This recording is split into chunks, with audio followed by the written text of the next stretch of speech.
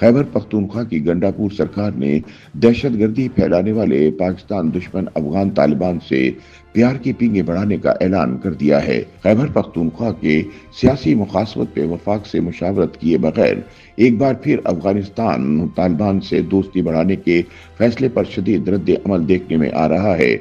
جہاں ایک طرف وزارت خارجہ نے مذاکرات کو وفاقی معاملہ قرار دیتے ہوئے گنڈاپور سرکار کو اپنے کام سے کام رکھنے کا مشورہ دیا ہے، وہیں دوسری جانب آرمی چیف نے افغان طالبان کی حمایت یافتہ ٹی ٹی پی کے خارجیوں کو نشانہ عبرت بنانے کا اعلان کر دیا ہے، جس سے معلوم ہوتا ہے کہ شرپسند طالبان کی ٹھکائی کے معاملے پر حکومت اور اسٹیبلشمنٹ ایک پیج پر ہیں۔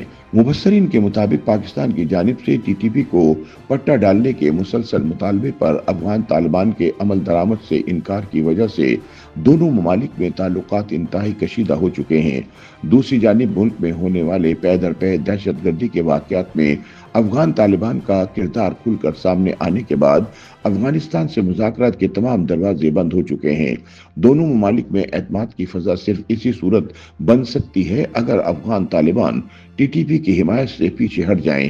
تاہم موجودہ حالات میں وفاقی پالیسیوں کے برخلاف خیبر پختونخوا حکومت کا افغان طالبان سے پیار کی پینگیں بڑھانے کا فیصلہ غیر منطقی دکھائی دیتا ہے۔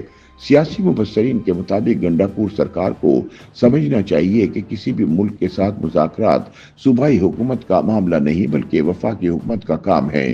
صوبے کی حکومت کا اپنے طور پر مذاکرات کا اعلان کرنا سمجھ سے بالا تر ہے۔ اس حوالے سے صوبائی حکومت کو پہلے وفاق کے ساتھ بات کرنی چاہیے تھی اور وفاقی حکومت کو قائل کرنا چاہیے تھا کہ وہ مذاکرات کا اعلان کرے۔ اگر صوبے کی حکومت افغانستان کے ساتھ مذاکرات کرتی ہے تو اس کے نتائج کے بارے میں تو کچھ کہنا قبل از وقت ہے۔ چونکہ صوبے اور ملک کی ضرورت ہے، اس لیے صوبے کی حکومت پہلے وفاق کو ساتھ ملاتی پھر مذاکرات کرتی تو اس کے 100% نتائج برآمد ہونے کے امکانات تھے۔ خیال رہے کہ خیبر پختونخوا حکومت نے اعلان کیا ہے کہ افغان طالبان سے امن و امان کے معاملے پر بات چیت کے لیے 2 وفد افغانستان جائیں گے۔ مشیر اطلاعات خیبر پختونخوا بیرسٹر محمد علی سیف نے افغان عبوری حکومت سے بات چیت کے لیے وفد افغانستان بھیجنے کی تصدیق کرتے ہوئے کہا ہے کہ پہلا وفد مذاکرات کے لیے ماحول سازگار بنائے گا اور سفارتی امور نپٹائے گا، جبکہ دوسرا وفد کئی اسٹیک ہولڈرز پر مشتمل ہوگا۔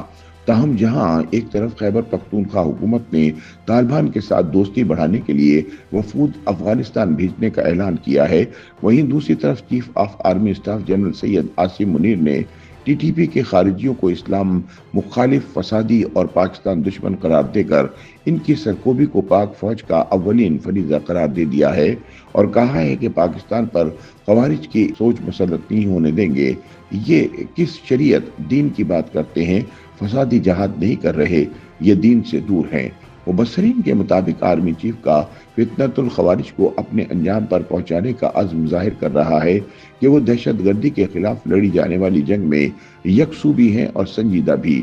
آرمی چیف اس جنگ کی نتیجہ خیزی کو پاکستان کی بقا اور سلامتی کے لیے ناگزیر سمجھتے ہوئے وہ دہشت گردی کی جڑیں کاٹنے اور دہشت گردوں کو ان کے انجام تک پہنچانے پر مصر ہیں، جس کے بعد خیبر پختونخوا حکومت کی افغان طالبان سے دوستی بڑھانے کی خواہش اپنی موت آپ مرتی دکھائی دیتی ہے۔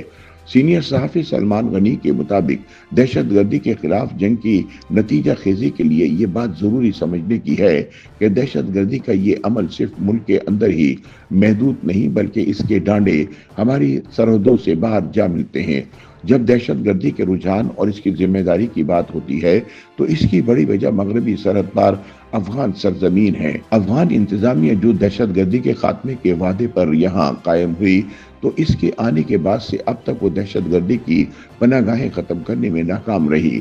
تاہم وہ یہ ذمہ داری قبول کرنے کی بجائے پاکستان پر الزام تراشی کرتی نظر آتی ہے۔